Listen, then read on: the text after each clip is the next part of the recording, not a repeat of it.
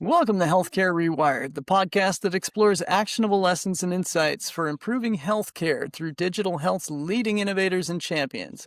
I'm your host, Mark Noble, and I'm thrilled to be discussing responsible use of AI for elder care with my friend, Dr. Roy Schoenberg. Now, many of you may know Roy as the co-founder and former CEO of Amwell, but that was just one of the four ventures by the serial entrepreneur. Roy has left his mark on everything from tele-ICU to patient portals, to direct-to-consumer telehealth, and now the use of an AI companion named Aileen to address loneliness for elders. Roy, welcome to the show. Thank you for having me, Mark. It's a pleasure. Roy, you've always been innovating ways to tackle huge societal health challenges. Tell me about what it is that inspired you on this most recent journey with Aileen. Well, I think the term repeat offender comes to mind. I do love, getting challenged with things that rub people a little bit the wrong way, because I think that's where the potential for innovation really is. And if you think about it, there's really a big similarity between Eileen, which we're going to talk about, and telehealth, which we started, I don't know, 20 years ago, because when we introduced telehealth, the market responded roughly by saying, this is creepy. This is wrong way of doing medicine. How could you possibly deliver good medicine without examining the patient physically and being in the physician office and everything else? And we literally had to walk the desert for 10 years convincing literally every medical board, Washington, Congress, and in this country and other countries, that telehealth is not going to kill everybody. And, now in hindsight, we know that it kind of saved almost everybody, in COVID Yes. and otherwise. And that worked well, but there was definitely a hill to climb in explaining or gathering, the troops to embrace telehealth. And, we're going to talk a little bit about Eileen, but the reality of Eileen is very similar in the sense that the notion that AI is going to step in and create a relationship with our elders is also going against the grain. It is something that both you and I right now, and I'm sure everyone, that listens to it is thinking, oh, that's doesn't sound right in some ways. But I think that just like the reality of telehealth that stepped into a world of people that didn't have access to healthcare, inside COVID or outside COVID, the world of aging is in such a dire place in terms of caregiving, in terms of the people that can potentially help elders remain self-sufficient and confident in their home. The situation is so dire that that maybe the creepiness is something that we can figure out and solve, just like we did with telehealth, and really give the world a relief and some hope of graceful aging, which I think we all hope for both our parents, but soon for our generation as well. So that's the long story of the similarity, in the path between telehealth and Eileen and otherwise. No, that's a great analogy, and I think you hit the nail on the head with that. Tell the audience a little bit about what Eileen actually is and how it's different from other AI chatbots and that sort of thing. Yeah, so I think if we pick up from where we left off, so there is a very, very big issue with elder care. There's no caregivers, and it's getting actually worse with immigration policies and variety of other elements. Sure. And this is not news, right? I mean, a lot of people in the tech industry realize that we need to figure out ways for technology to help in elders' self-sufficiency. And this is where people call the age tech, field showed up. And there are thousands and thousands of these applications that are each trying, with their heart in the right place, each trying to help elders remain self-sufficient for a little while, helping them, the caregivers, the families, and so on. The challenge that I think everybody acknowledges is that adoption and staying power of these technologies is really, really problematic. We haven't moved the needle. It's very hard to introduce technology to aging population. It's very hard to keep staying there on a regular basis. And this is where Eileen kind of says, well, maybe there is another way. And what I mean by that is the vast majority of age tech, as we call it, is using the power of our understanding of medicine and nutrition and well-being and behavioral health and everything else, to essentially, and maybe I'm using a politically incorrect way, but essentially tell elders what to do. We know what's best for you, so we're going to tell you to take those meds and eat this thing and get up and stretch and remember the appointment and so on. And if you follow what we tell you to do, then, you're going to live forever or the likes. And we know that the adoption is miserable.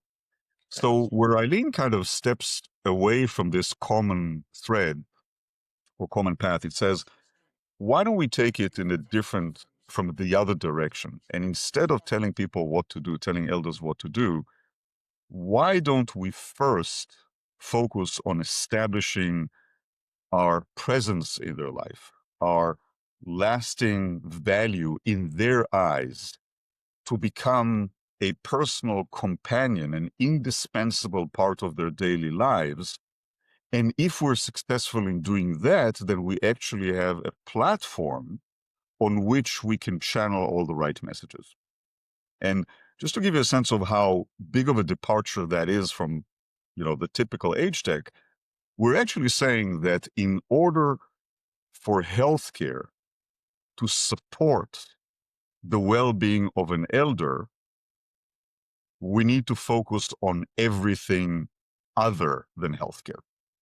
Hmm. And the most the most visceral example I can come up with, if we want to have a meaningful part in the life of the elder, we should first know the names of their grandkids, not the names of their medications. Yeah. Now that's, and I can go on and on and on from here, but I think that the most profound difference about Eileen's use of technology is that it is not focusing on communicating the right healthcare messages. It is focusing on a relentless quest to become a meaningful personal companion in the life of the elders, onto which the messages and healthcare and well-being can actually be transported. Right. So that's really interesting because the buzz in the industry, of course, is social determinants of health, and folks that view this from the outside that don't have a deep understanding of where healthcare is headed in the United States don't really understand what that means, the social determinants of health, right? And I ran into this at a rural health conference last week where I got schooled in terms of just how big a factor things like transportation are for people who are trying to gain access to healthcare. And in this case, we're talking about loneliness, right? We're talking about elderly folks, many of which, live by themselves and don't have regular, constant interaction with other human beings.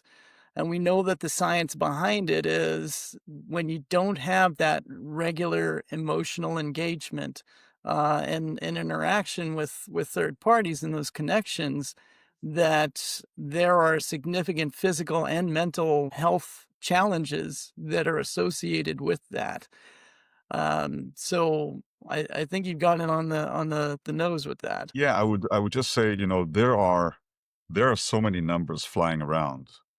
And you just pick the one that you want to be astounded by. But there was a recent publication by the NIH that talked about the fact that there are 63 million caregivers in the United States alone. I mean, this is a global problem, but we just have, good data from the NIH. 63 million of us are acting as caregivers. Yep. And the vast majority of those caregivers have a day job. I mean, they work somewhere to earn a living. They're mostly the family or friends or, good Samaritans, to try to help elders. But the numbers that are really alarming is that about a third of all caregivers are what are considered, by that publication of the NIH, are in what they call the red zone. And the red zone is the place where it is not sustainable. They don't Mhm. have the time to both take care of the kids and have a job and live a reasonable social life and take care of their elders. So they're stretching it and stretching it. And that group, which are at tens of millions of people, are at much higher, like 4 times the probability of developing alcoholism and drug addiction and Mm. variety of different issues. And there's recently now a CPT code to evaluate depression in caregivers. So we are getting to a point where there's a meltdown, and we don't want to talk the demographics, but the aging cohort is ballooning in front of our eyes. The caregiver cohort is staying flat or diminishing in size. So we have a perfect storm brewing. And the Yeah. sad thing about it is that it's coming for all of us. It is much more pronounced in rural areas, which, as you said, creates a whole world of healthcare issues and cost and so on. But we're getting to the point that it actually doesn't matter how much money you have. You may live in a metropolitan area and you can't find caregivers for your parents. Yeah. And you can throw all the money in the bank at it and you just won't be able to find it. Yeah. So we have got to figure out thinking out of the box. And that's where technology comes in. And that's where the application of technology to create camaraderie and companionship is such a profoundly exciting, challenging, and timely dimension of development. Yeah, I agree with you wholeheartedly. Now, you had mentioned earlier about the challenges of getting people over the mindset and some of the preconceived notions Yeah. of what, the technology would bear. And that's not helped by some of the things that folks are hearing in the news about, teens and such that are interacting with these chat bots and using them as friends, but in a very unmanaged manner, that ends up resulting in negative outcomes. That gets to this whole conversation around responsible use of AI in healthcare and within society and that sort of thing. So, Roy, share with me a little bit about your perspective on what responsible use of AI actually means, and how does that get managed from a solution provider like yourself, given the lack of overall, guidance, if you will, or regulation in the space.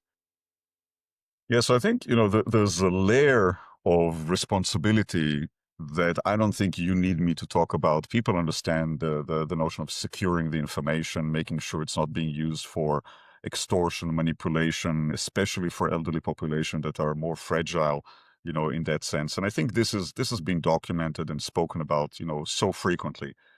But I would say that there's another layer of responsibility, which again brings me back to the analogy of telehealth. The way we got telehealth to be accepted more and more by medical boards and eventually, globally, was when we talked about the fact that for people who don't have access to healthcare because they live so far or they're, fragile in their homes or they don't can't afford it or whatever it is, telehealth represent the one opportunity to get in front of a clinician. The alternative to telehealth is that they will be all alone.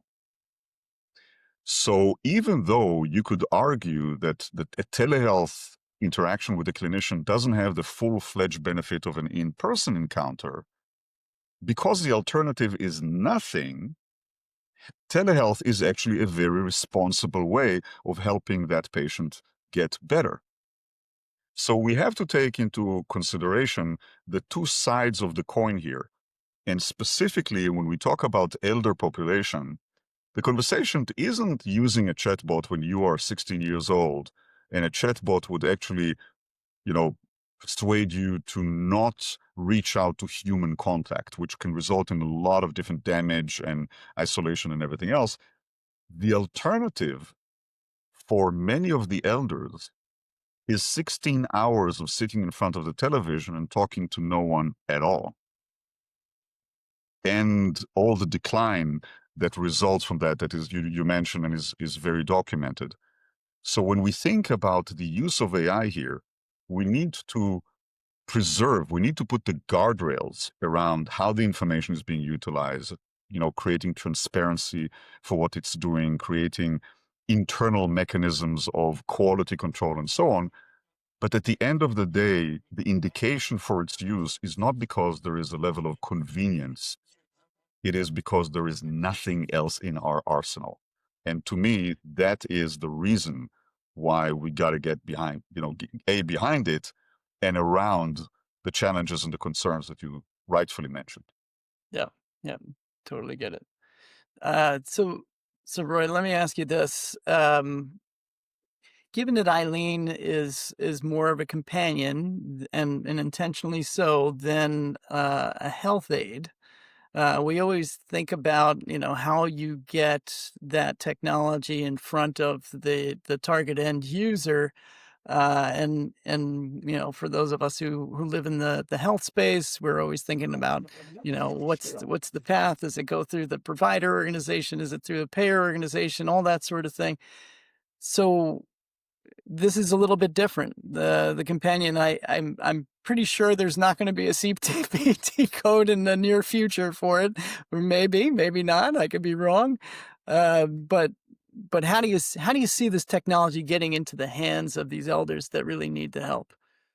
So I think that, like everything in healthcare, there is no straight line to anything, right? Yeah. All of the incentives are wrong. The way the money flows makes no sense. Claims go here, et cetera, et cetera. And there is a little bit of that with Eileen as well, because I think that we just need to acknowledge this is such a new frontier for using technology that we need to get the people that really know caregiving the most to help in maturing it. We need to put the guardrails in. We need to understand a lot of the sensitivities around it. And that is the world of, home care agencies, right? I mean, there is a world of professional caregiving out there, whether these are home care or whether these are assisted living or senior living. There's a lot of different, variations to this. Putting Eileen in their hand so that it can give the professional caregivers another set of eyes and ears and mouth to Mhm. work and help be there for the elders, I think is the you know undeniably logical entry point, right? I mean, they're the ones, frankly, if you talk to these organizations, their workforce are stretched thin. It's very hard for them to get personnel. Immigration policies are making it, also a little bit more difficult for them, to the point that you have caregivers that go into people's homes that don't even speak the language of the elder. I mean, this is the reality we live in. Yeah. So giving them a technological counterpart that can work alongside caregivers and be there between visits when the caregiver is not there, is really kind of the simplest way for us to go through the maturation process of Eileen. Yeah. See if we can- The market for Eileen is an anomaly in healthcare, because the vast majority of everything in healthcare, in this country and in other countries, is through insurance of some sort, whether it's commercial insurance or whether it's through governmental insurance in other countries. But what we're seeing all over the world is the vast majority of the burden of caregiving falls on families. Yeah. They have to stretch. They have to figure out how to find time. They have to sometimes make unbelievable concessions with their jobs or where they live, or bring the elder to live with them, which creates strain on the family union and everything else. So the pain for caregiving is mostly experienced by the families. So once we get to the point where the collective of these technologies come together in a way that delivers sufficient relief in the eyes of the professionals, then we have a societal obligation to make it available directly to the people that suffer the most. And that is going to be direct to families. And I think, frankly, at the end of the day, and you mentioned the CPT code, what we've learned over the years is that when a technological intervention becomes very, very popular, the pairs get a CPT code for it. Got it. Okay. So we gotta drive it. We the people. We the people. Yes, exactly. Yes, we can. Yeah, good deal. So, looking at it from that perspective, and you'd mentioned, going in through the professional caregivers as the entry point. Being a digital health guy, I can easily see a path where something like this grows from just being a companion to becoming a health assistant along the way. Um, Talk a little bit about the challenges and hurdles that exist in that path and the reasons that it might make sense to be wholly focused on it being a companion as opposed to a health assistant from the get-go. Yeah, I think, and we've seen this, as health tech, veterans, we have seen a lot of different intervention in healthcare technology Hmm. that is tone deaf to the fact that there's a whole world around it that tries to do the same thing. A very notable example is that a lot of people can get advice from some kind of a technology, and that advice is not in sync with what the PCP said, Mm. or is not in sync with what is in the formulary of the insurance of that patient. So it's going to go out of pocket. I mean, there's so many different examples. I think that we have to, there is a very, very foundational term in healthcare, premium non-lossary, of first, do not harm. Uh, and I think that it traverses more than just, the Hippocratic Oath and clinicians. When we introduce technology into the life of the elder, we need to respect the fact that there are other instruments that are responsible for their healthcare and well-being that we need to play nice with Right. and accommodate. And they are, they're different for every person. They're different by geography. They're different by insurance. They're different by country. So a little bit of, humble pie that says our role is not to become the healthcare envelope around the patient or around the elder. Our role is to fill in a very lonely void in their life so that there is a foundation for other very good technologies, people, organizations, resources to step in and help along the line of what they're very good at.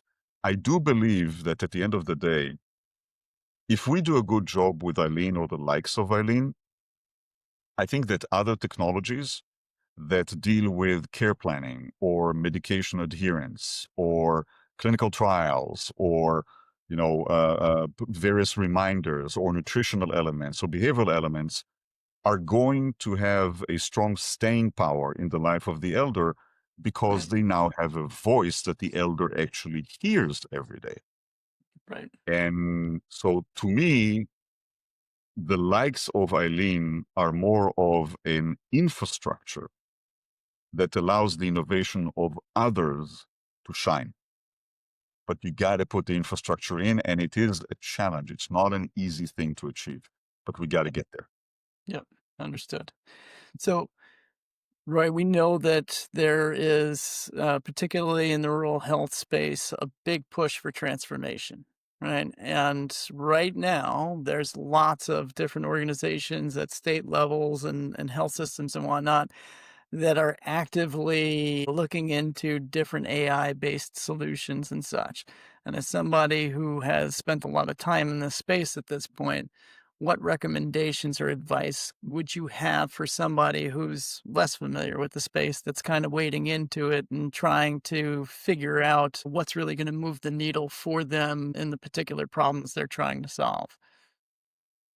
Yeah, so maybe, to be brief, we could spend a whole night over a bottle of wine with this, with this question. But I would say maybe just two things that at least immediately come to mind. One from a healthcare standpoint and the other one from a technology standpoint. I think from a healthcare standpoint, in my mind, there is a very, very big distinction between AI technology that's being utilized to create efficiencies in processes and resources we already have. A very good example for that is, all of the scribe capability, Abridge, and others that are, helping clinicians create notes. And it's a godsend. I mean, don't get me wrong. It's a wonderful, wonderful thing. It gives physicians time with patients. It's more accurate. It's more, exhaustive. It can track errors and a variety of other things. But it doesn't fundamentally change the supply demand curve. Mm. And it doesn't fundamentally, even though it improves the attention span of the physician to the patient, it doesn't really change the way healthcare operates. I think that is a bucket of AI capabilities that are going to inevitably grow and become useful, but are very likely to get commoditized. just like any other efficiency metric, Uber, whatever it is, and so on. It became part of our life, and then it gets commoditized. There are different applications of AI that think about the healthcare experience completely differently. And Eileen may be one of them, but there are others, that fall into that category. And to me, this is a harder path because you got to walk the desert. You got to convince people that another way of doing things is not only disruptive but actually valuable. But to me, these are the real opportunities with AI. And some of it is the fact that AI can converse, and some of it is that AI is available after hours and nights and weekends. I mean, times where the healthcare industry is sleeping, for the most part. These are the kind of things that can dramatically change the way that we experience healthcare. So that's on the healthcare side. From a technology standpoint, I would just say one thing. There are two schools of AI broadly. There is the world that takes a large language model and teaches it everything and makes it an unbelievably smart and knowledgeable, LLM or, chat, whatever you want to call it, as an interface layer. And then it becomes a doctor, or it becomes a lawyer, or it becomes a call center agent, or whatever it is. And you spend an enormous amount of money teaching it, collecting data and feeding it and curating it and everything else. And the biggest challenge that is growingly surfacing with this approach, which has dominated the market for the last 3 or 4 years, is that you actually end up getting stuck in time. Because the LLMs that you started investing in and its related infrastructure and everything else ends up not necessarily up to snuff with what is coming from, the front of AI development. The new technologies that are surfacing from, doesn't matter, OpenAI, Gemini, or whatever you want to call it. So I think that we're beginning to see concern that a lot of the investment that was so hip, 2 years ago, that generates unbelievable solutions over LLMs that were created then, is not going to be able to catch up. Yeah. So if you're coming into building technologies on top of AI, you need to be mindful that more than any other technology that we've ever experienced, this thing is moving fast. And if you are not able to take advantage of what's coming out tomorrow and tomorrow and tomorrow, and you're stuck in your own model, you may be marginalized quicker than you think. Very interesting perspective. That's awesome. Thank you, Roy. Thank you very much for sharing your story. And Eileen, we are going to be following along with that journey because I do think it's going to make a huge difference for us societally. Mark, we're going to get old. I'm already there, brother. As for our audience, continue to join us right here on Healthcare Rewired for more insightful episodes focused on improving healthcare through digital health. Thank you, Roy. Thank you for the privilege.